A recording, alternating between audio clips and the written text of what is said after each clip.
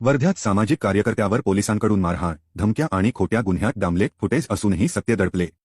Wardha 18 February 2025 वर्ध्यातील सामाजिक कार्यकर्ता विक्की सवाई यांच्यावर जिल्हाधिकारी कार्यालयाच्या आवारातच पोलिसांकडून मारहाण, धमक्या आणि खोटा गुन्हा दाखल केल्याचा धक्कादायक प्रकार समोर आला आहे. घटना कशी घडली?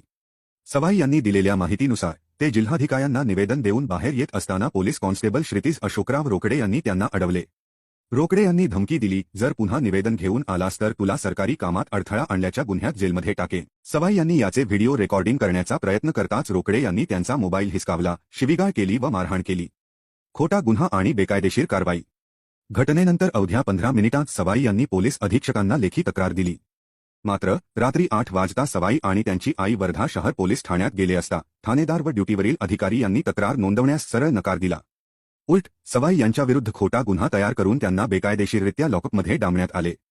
फुटेज लपवले जात आहे. सवाई यांनी दावा केला आहे की ही घटना जिल्हाधिकारी कार्यालयाच्या केबिनच्या बाहेर घडली असून तेथील कॅमेऱ्यात संपूर्ण प्रसंग स्पष्टपणे कैद झाला आहे. तरी देखील जिल्हाधिकारी कार्यालयाचे जनमाहिती अधिकारी फुटेज उपलब्ध करून देत नाहीत. तसेच वर्धा शहर पोलीस ठाण्यातील अधिकारी सुद्धा या फुटेजची चौकशी का करत नाहीत, असा गंभीर सवाल सवाई यांनी उपस्थित केला आहे. आणि प्रमुख मागण्या. सवाई यांनी प्रथम अपिलाद्वारे खालील मागण्या केल्या आहेत. 1. चुकीची माहिती दिलेल्या जनमाहिती अधिकार यावर कायद्यानुसार दंडात्मक कारवाई. 2. घटनेची संपूर्ण माहिती 15 दिवसांत लेखी स्वरूपात द्यावी. 3. जिल्हाधिकारी कार्यालय आणि पोलीस ठाण्याचे फुटेज स्वतंत्र तपास यंत्रणेकडे द्यावे. 4. घटनेला आत्मसुरक्षेचा भाग म्हणून मान्यता द्यावी. 5. आरोपी कॉन्स्टेबल, ठाणेदार व इतर पोलीस अधिकाऱ्यांवर तत्काळ गुन्हा नोंदवावा.